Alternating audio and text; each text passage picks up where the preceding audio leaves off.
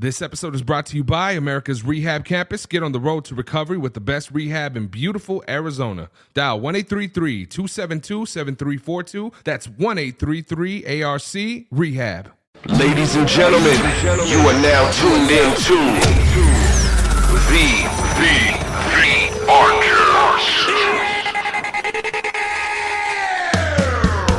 Watch, say something loud. You'll see the difference. Hello. See it? It barely moves. All right. Good afternoon, ladies and gentlemen. Thank you again for tuning in to another episode of the Arcast. My name is Buddha. I'm Michaela. I'm Vance Johnson. And we are here again. Today we have a very special guest, ladies and gentlemen. I want to introduce to you guys our friend. Keeps us full. He keeps us happy. He's got a good spirit about him. Ladies and gentlemen, let's give it up for my buddy Ryan. All right. What is going on, Ryan? How you doing, man? How you guys doing, mate?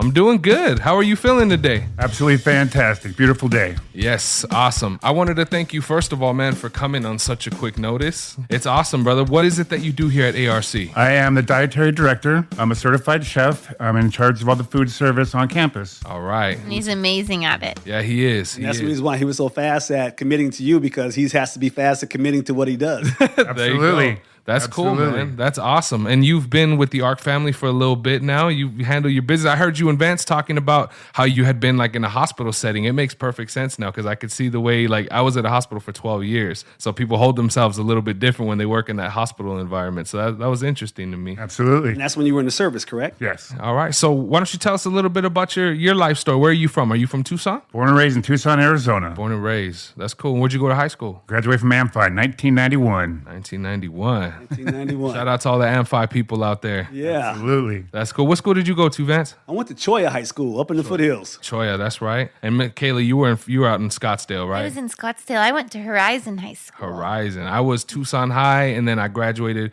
from a charter school because I was a troublemaker, born and raised. But it's all right. I graduated. That's all that matters, right? Yes. That's it. So as you know, here at the Arcast, we bring a lot of different people in here. People sharing their testimonies, opening up about some of the things that they've experienced, drug and alcohol addiction. And it's always a pleasure for us to have somebody in here who's been on both sides of that. Someone who's experienced the addiction part, who's changed their life. And like, especially now, you work here and your role is so important because you got to make sure everybody's fed. Mm-hmm. So to me, I'm just curious. I want to know a little bit about your story, a little bit about your past. Well, you talk about addiction. I graduated high school in 1991 from Amphi, and I went straight into the U.S. military, U.S. Army. Wow. Once I got into the Army, never did the drug thing, but alcohol was everywhere. Everybody was drinking.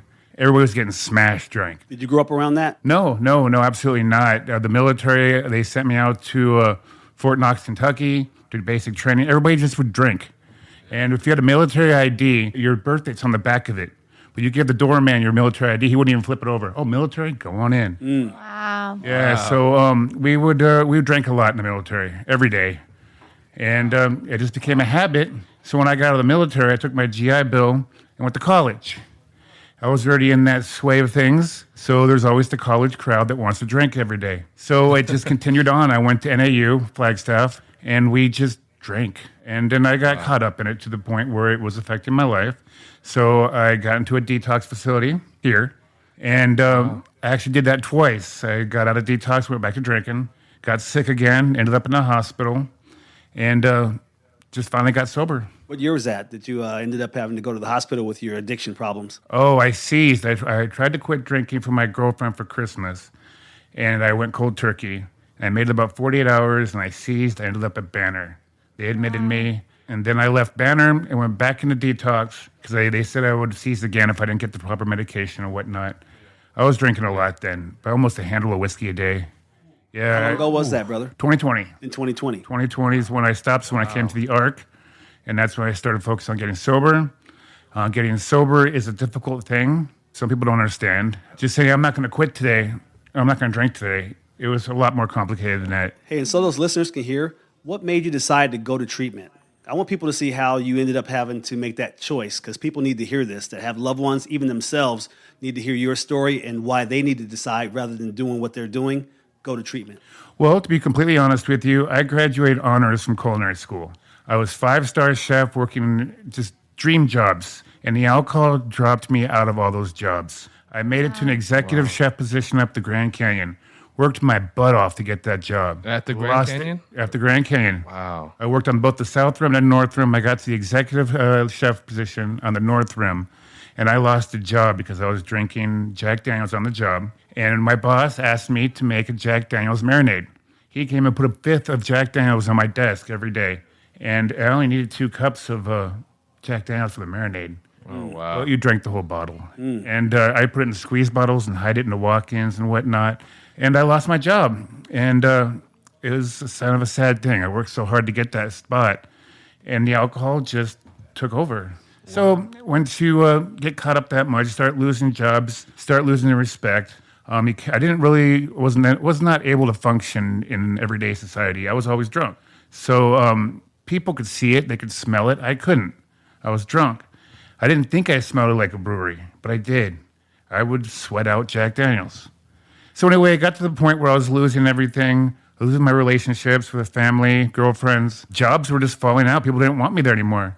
I'd go to interviews completely sober from that day, from drinking the night before, and not even remember the interview. And to this day, people, need to understand in hearing your testimony how people are choosing their addictions over their loved ones, over their job, over their opportunities to be able to be successful in life. They're choosing the addiction over that, which eventually could even lead to them just end up dying. And so they really need to hear this testimony that you're sharing right now, because people need to see how there is a way out. Well, with alcohol, I don't know about the drug thing. Alcohol got to the point for me where I needed a bottle to feel normal. That was me. I couldn't function. I was literally at Circle K. I knew the guy's number. He'd see me coming and pull my bottle off the shelf and put it down. I needed that bottle just to fall. Otherwise, I was shaking. I couldn't function. I was pacing. I was sweating.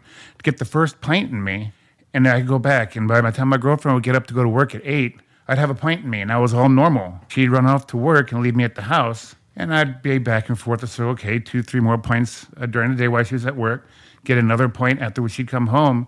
And it just got to the point where I had to have it.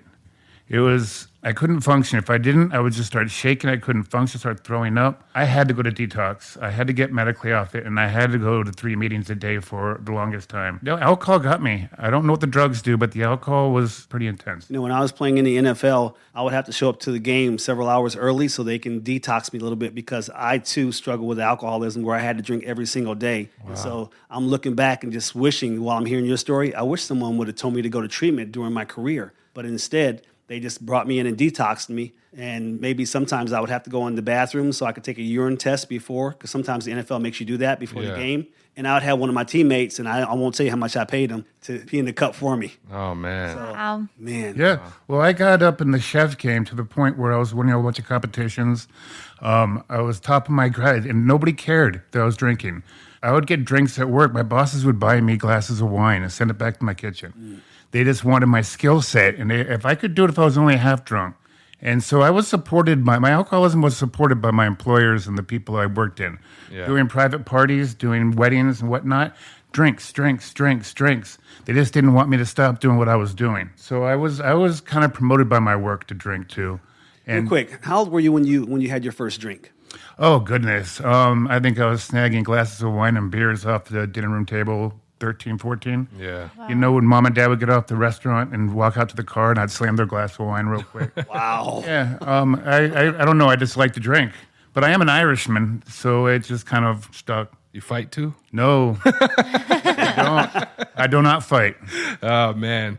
Wow, that's nuts, dude. I didn't realize that your experience with the cooking and stuff, and I feel like when it comes to health and wellness and nutrition, it's so important. Like, the role that you play is extremely vital, because, I mean, the foods that we eat on top of the drugs, the addiction, also affect and alter our moods and the way that we think and the way that we feel and all of these things. So you're just very important here, brother, like, for real. I appreciate you saying that. Yeah, man, for sure. So how was when you first came in, did you have to get detoxed, and how long were you in the detox before? Detox, when I first came in, well, I was a nightmare. Like I said, when I got taken to the hospital, I was a total disaster. I was a wreck. Straight to the emergency room. They put me straight in the Caesar beds because I was flipping out like that. Detox was, I stayed in for a long time, longer than most. I had to be drugged up with the Valiums or whatever they give you, the Ativan or whatever. Yeah. And then they had to wean me off that. I think I was in detox 7 to 10 days. Wow. I was in bad shape, throwing up all day. When I walked into the lobby here, I couldn't sit down. I was sweating. I had to go pace out in the parking lot, and I was throwing up out there. When I came back in, the nurse staff actually had to grab me because I couldn't stand and put me in a wheelchair and take me to the back. And I just couldn't function without liquor. It was bad. Look how much staff cares about you that much that they literally had to take care of you when you came in, needing to go into detox, putting you in that wheelchair. Oh, yeah. No, they did a lot more than that. I was in bad shape. Yeah. Wow. Well, I think what's cool to me, something that stands out too, is you went through treatment here, but now what you're doing is such a critical part of everybody's recovery because food is medicine. And not only are you making these wonderful meals, and our clients are getting meals from a chef that has worked in wonderful places, but you care too. Like everything that you do for us, you can see the heart, and whether it's employees or clients or whatever, and it's like that's such a critical part of treatment, and how full circle it came now that you're here serving the people and helping the people, and you were in their shoes at one point. And that brings me another question. So when you were here in treatment and you were having meals, did it ever cross your mind that this is something that you would want to do at a program? I don't know how to explain it. Coming back here was really important to me. And it seems like I'm giving back to something that made a change in my life. Yeah. That's how I feel now. At the time when I was getting sober, I was fighting it more. I don't need this. I can just stay sober for 30 days and I'll go back out. I'll be fine. So I've always had the dream of my own restaurant, my own food truck or whatnot. But coming here makes it more centered being here, if that makes sense. Yes. If I went back into the restaurant business out there, I think I would have failed again. Yep. So being in this environment is tremendous for me. Yeah. And the fact that I give back to these people and they appreciate me, it makes things, it's all full center. Yeah. So it's very good and healthy for me, and I do believe I'm making a difference for these people also. Absolutely. You reminded me of, after my career, guess what I ended up opening up? A restaurant. Oh, yeah? Yes, and I was a horrible alcoholic, and I ended up opening the Vance Johnson Outlaw Ribs restaurant on I-70 there out in Denver, Colorado. And it got to the point where my parents had to come do a hostile takeover because I was drinking so much and I was having all these different parties when I was getting everybody drunk with that Denver Bronco, that it got to the point where my parents ended up having to kick me out of that restaurant with my name. Wow. There's a lot of drinking in the restaurant business. Yes, a lot of there drinking. is. I was that guy. Yeah. They had to kick We were me all out. those guys. Man. You had one restaurant? Yeah, I had one restaurant in Colorado. That's been such a huge thing for me, and it gives me a whole different amount of respect for what you guys do. And it's admirable to know, especially knowing you from back when you were a client, you know what I mean, when you came through, and to see how much you've grown and how much you really do care about the clients, man. I mean, you go out of your way to hook people up with food and make sure that everyone's fed and taken care of, and I really see that. Have you changed your diet and the way that you eat and stuff since you became a chef, like since you've gotten sober? First of all, when I was drinking the way I was drinking, I didn't eat. I just didn't eat. I make all these beautiful meals for all these people, do all these great parties. I never ate anything. When I came to treatment, I was so skinny. I look at the pictures now and it's kind of like, damn. So nutrition has changed my life completely now. Yeah. I do eat now. And That's good. That's good. Yeah. we like to eat. That's a good thing. But I try to keep it healthy. I don't eat chips or cookies or anything like that. I try to eat salads and good proteins and whatnot. So food has definitely been part of my recovery. That's awesome. So another question for me that I want to know is, what are some of the things that you cook here? What are some of your favorite food items that you make here for the clients? We've developed a pretty cool menu. The barbacoa is a big night. We finish it off right with the onions and the cilantro and the tortillas. It's a popular night. Then we do a marinated baked chicken, which is pretty off the hook. Oh, man. Right. It's a fresh product. It's not. No, we serve all the vegetables here now. When I first came here and started working here, all the vegetables were canned or frozen. Oh. And all we do now is serve fresh vegetables. Like tonight, we're doing a poblano, red bell pepper, and cauliflower medley. All fresh peppers, all fresh ingredients. It's great. It's great food.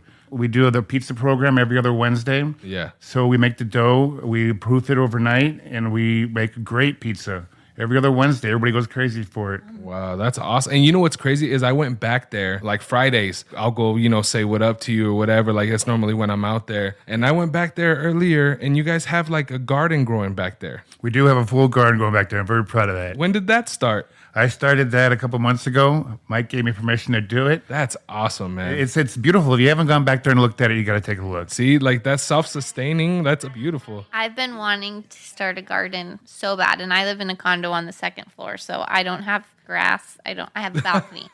And I sent this grower to my boyfriend. I'm like, do you think that this will survive, the Arizona heat? And he's like, if you put it in the guest room. Hey, that's true. But it's so interesting to me, and I definitely have taken, a path of there is a time where you really need medications. We have them for a reason. But also there is a way that we can heal ourselves with food. So I've been researching, and because you have to even be careful where you get your fresh food because you don't know what you're going to get. And just like you said, now everything's fresh instead of canned. It's crazy how that can even influence how we feel. And so I'm like, I'm going to start a garden. And I can't even keep a succulent alive, and those aren't supposed to die. So I don't really think that I've got the green thumb to do it. But it's so cool to see it here whenever I'm on campus and to walk by, and I'm like, oh my gosh, I just want to pick something off and try it. Like it's cool. And to me, when our clients are here and are seeing that, I think that they're seeing something happening. They're seeing growth, and it's almost just this cool way of encouraging them. Well, I do it for my staff too. They go out there and I tell them to go take a minute and look at the garden and just, whatever, get the zone. The woosah. Yeah, absolutely. And they see this stuff growing. They've seen it grow. My hibiscus tree is gorgeous. And it's doubled, tripled, quadrupled in size. And you can watch it grow. And everything I grow back there, it produces food. It's all edible plants. And in time, the fig tree is starting to produce figs. The blackberry bushes is already done blackberries. That's Wow. crazy. That's cool. And my staff goes out there and looks at it, and they get excited, they get happier, and they see growth. They see a facility that cares about their surroundings, the cleanliness, and it just makes my staff happy. Out of the coping skills that we talk about, some of the ones that are really important to me is, of course, listening to music. Sure. I know Vance, he likes getting in the Bible for hours a day, getting right with your higher power. I really do feel like gardening is another one that is it's like unappreciated. Like people don't do it as Underappreciated. often. Underappreciated. Like gardening, getting your hands dirty, planting something, nurturing it and growing it from soil and watching it become something that could, sustain a family. Like, my father-in-law started a garden, and we have vegetables for days now. You know what I mean? It's a great thing because like you said, you never know where your food comes from. Who's processing the meat? Yeah, like where does the meat come from? This ain't biblical cows we're talking about where we had the burnt offerings and all this and that. Like we don't know where these hands have been or where people have got this food from. So to me, it's like it was a completely different change. It's like it's simpler than the way that I was raised. And the thought of creating something and growing something, not going to a store and buying it, but at the same time, it's like so much more fulfillment to grow something from seed like that. It is for me, 100%. Yeah, it's cool that you mentioned figs. I just got back from a trip, and we had a pizza that was figs, mascarpone, mozzarella, and balsamic glaze or something, and it was delicious. So now I'm all obsessed with figs. So you said fig tree, and I was like, ooh, I need to go. Give me 6 months, and we'll be harvesting some figs. That will be really cool. And guess what? This is how this earth even started, guys, because I just now opened my app up in the book of Genesis. It all started in the Garden of Eden. Yes, sir. It was where the plants were. Imagine how beautiful the world was at that time when they first started. That's crazy. Yes. Oh, man. Yeah, for real, dude. Thank you for everything that you do, brother. For My real. pleasure. That's awesome. So what else other than the garden, other than, everything that you've been doing, what are some of the plans for the future? Do you guys have any? Have you guys talked about any of that? Well, I'm very excited. Stuff that's never happened here before is stuff being made from scratch. Yeah. So Mike has allowed me to buy some tools and that I can be utilized to make stuff from scratch. So no more Sara Lee cakes. Okay. I'm getting real pineapple, real carrots, and making my own carrot cake. It's wonderful. Oh, man. So we're baking everything from scratch. We're doing all our fresh vegetables.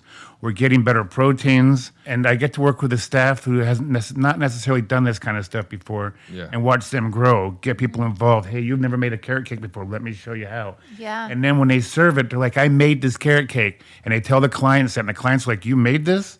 Yeah, I made it. And there's this feeling like the clients do matter because we're actually making shit from scratch. Yeah. And my staff who's making it gets to be proud of, I made this. That's I made this person smile today. Yeah, dude. You're developing the staff, and you're also creating this. To me, it almost creates a sense of family, because when you're getting ready for Christmas or Thanksgiving or just Sunday dinner, that's what you do. You take time and you're cooking a meal and you're putting love into something that you're going to feed your family with, and that's what you're doing here. And you're instilling that into the staff that help prepare everything, but then you're also translating that to the clients through the conversations the staff is having, which is just creating an even better environment for people to heal, because people may be coming here that don't have family support. So we're creating that within the walls of ARC, and that's really cool. Absolutely, man. Going above and beyond with things like that, I think it's so necessary, because like she said, some of the clients that we have, unfortunately, probably a high amount of them have not had that family structure of like a mother and father, or that, and food is love, brother. Food is love, man. So we try to give them that dining experience as a break where they're accepted and they can relax a little bit and get away from the meetings and all that for a second, and they just get to know that they're appreciated, that they're allowed to be happy, that they deserve something special.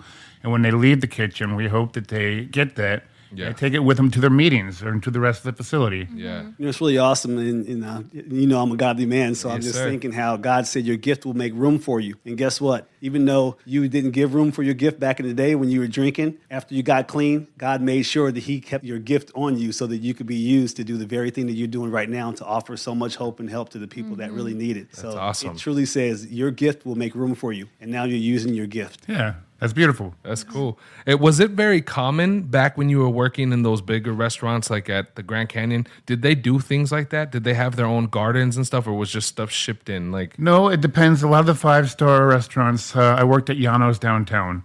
We had a garden. Okay. But we kept it. It was more of an ambiance thing. I mean, we collect from it and whatnot, but not like I have out here. Okay. I'm going to be able to make full marinades, full salads of what I got produced out there. Most chefs, they do it so their clients can see when they walk in. I haven't seen too many actually harvest. See, that's cool, man. Being innovative, doing something different like that, and having purpose. Having purpose, that's a beautiful thing. Just like Vance said, I mean, it's crazy. Like when certain things get taken from you, you have this sense of like, man, why is this happening to me? Not realizing that the world works itself out sometimes, It does, as long as you work with it. You know? I mean, sometimes we can work against ourselves in such a hard way. Yeah. But to me, it's really cool because, we've got to work together on a few events now, and I'm not really down at campus that often where I get to see every meal, but I can see the passion that you pour into it. And I can see you don't just make the basic meals. Everything is, I don't like the word extra because I always think people use that in a negative stigma, but it's just thought out. Everything is thought out, everything. And I can see you pouring your passion into it. And then I get excited to try it. And I'm like, imagine that for everyone every single day. And how you said that it may not have been a good place for you to go back into the restaurant industry, but now you're getting to take your passion in a place that's safe. And you're creating safety for other people. And it's just so cool to hear that because I can see it pouring out of you when we interact for what we work on together. And to get to know that's what the clients experience every day, I get a little jealous, but in a good way for them. Absolutely, brother. And your attitude, man, is always on. Like, you've always been super respectful, always in a good mood. I really appreciate that. And I thank you because, I mean, sometimes I'm like, no, don't worry about it, brother. Like a while back, we had the burgers and stuff. And you're like, yo, get whatever you need. I said, man, I'm not eating any bread right now. Well, here, have some extra protein. Like, you just hook it. Thank you, dude. I appreciate that. Like, you know what I mean? So thank you for being you. Thank you for everything that you do here, man, for real. I appreciate that. Thank you. Yes, sir. So, real quick, just something fun before we end the episode. Just a couple questions. I got to ask a chef because, I mean, I feel your opinion is just on another level compared to just the regular fatties like myself, okay? So, when you're looking at restaurants here in Tucson, what for you is like the pinnacle? What's your favorite place to go eat here when you're on a day off and you're going to go eat? Oh, that's tough. Turmeric. Turmeric? Turmeric is a restaurant here in town. It does a bunch of vegan, that kind of style of cooking. Very fresh ingredients. It's vegetarian. Okay. It's a great place to go. I am a meat eater, so I like going to the Outback. When I got the money, I go up to Fleming's. All right. I like lots of different restaurants. I don't know. It's hard to say. I feel like if I was such a good chef, and maybe this is just me, thinking something because I can cook, but I can't cook that great. I mean, last night's dinner crashed and burned, but we ate it anyways. Also, I don't know why I had a craving for hamburger helper, but it was gross. Hey, every now and then it happens. It was not good. But I would want to cook my own meal. I'd be picky. I'd be like, I can do this better. Yeah, no. I live right next to Whole Foods. Oh, so wow. The butcher guys all know me by name. They even know what apartment I live in. And then I go to the produce. The produce guy knows me. So I do a lot of my own cooking. Yeah, I would just want to do it my own and experiment. I mean, I experiment a lot with my meals, and some of them are great, and some of them are not great. So what about for you? But that's an experience, I think that for me, I think one of the things that I took out of 2020, because I think a lot of us took things out of 2020, is that you can create a restaurant ambiance at home, and especially you can with the way that you cook. Yeah. But it's so... I mean, one of the things I called my mom yesterday on the way home after my hamburger helper disaster, and I was like, making healthy meals actually tastes better. Like all of the things that you can experience and experiment with and pair together and learning about it. And of course, I just, went on my trip where we were learning what foods complement what. And it was just really cool. And I'm like, we can do this on our own. But when I'm a creature of habits, when I go to eat at a restaurant, I go to the same place. Yeah. Every time. Same place. What's your spot out in Phoenix? Lately, I am hooked on this place called Wildflower. They have like really, really good salads. Okay. But I'm trying to think if I like food. It's probably a taco place. Yeah. Mm-hmm. Oh man, bro. Have you had the birria tacos yet? The what? With the birria, where they get the meat and they put it in the slow roasted like a crock pot with all the chili. It's like the red sauce, the Mexican meat. And they serve it with like a soup. Yeah, they serve it like in a soup. But time. my wife will they'll get the meat and they'll put it in the taco and they'll fry it like that. Right, so it's like red, and then oh my god, we had some in San Diego, amazing, bro. Sounds great. Amazing. They have a I have to bring you some. in Scottsdale that makes them now. It's called Mexicano, and we went there. I was so full, I almost had to be carried out because I couldn't quit eating. I'm a cheese girl, love cheese. Oh, yeah. And I just was scooping melted cheese. That's like their queso. It wasn't like creamy. It was like cheese, and it was so good. Heck yeah. But I do have one question for you, Ryan. What is something that you would say about ARC since you've gotten both sides? You've done treatment side and now you work here.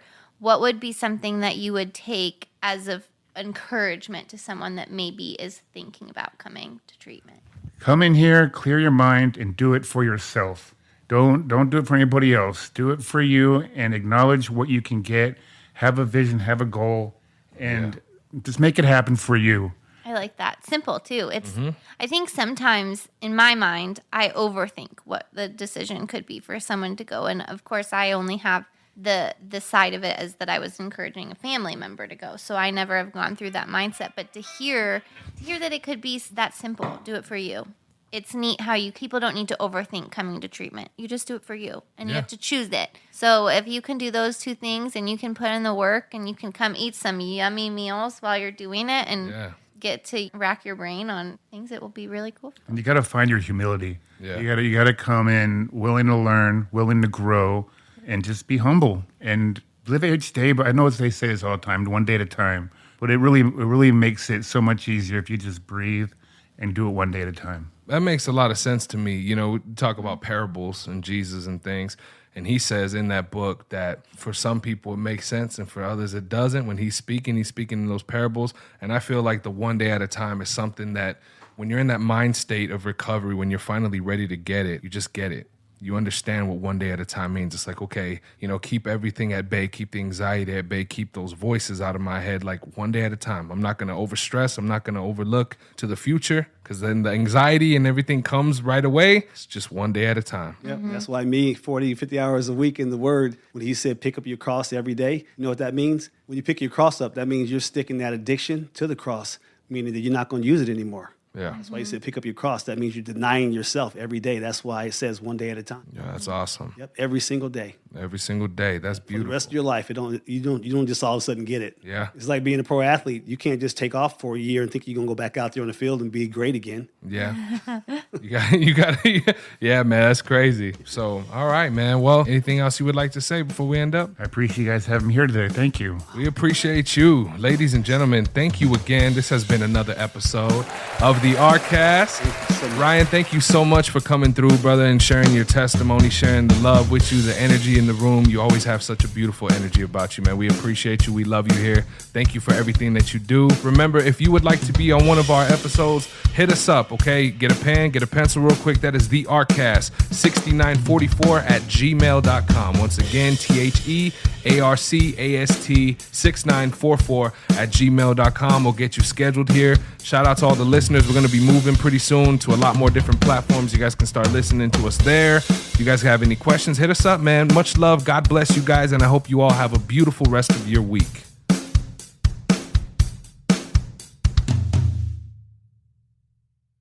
What's going on, everybody? This is Buddha from the Rcast, and I just wanted to thank you for checking out this week's episode. It means a lot, and if you could share it with a friend or a loved one, somebody in need in recovery, or maybe somebody who just needs that little bit of extra positivity in their life, we'd greatly appreciate it. If you would like to join us here on the Rcast, either in the studio live or online, hit us up. The links are down in the show notes of this episode, and on there, you can find direct links to our main website here at Americas Rehab Campus and all of our social media platforms. Follow us. We keep the posts positive and motivational, focused on recovery, health, and wellness. As you know, in this modern day and age, we need as much love as possible, y'all. And as always, if you or somebody you know is in need of substance abuse treatment, please don't hesitate to give us a call. We're open 24 hours a day, and our direct phone number is 1-833-272-7342. Once again, that phone number is 1-833-272-7342. I hope you all have a beautiful rest of your day. Much love and God bless.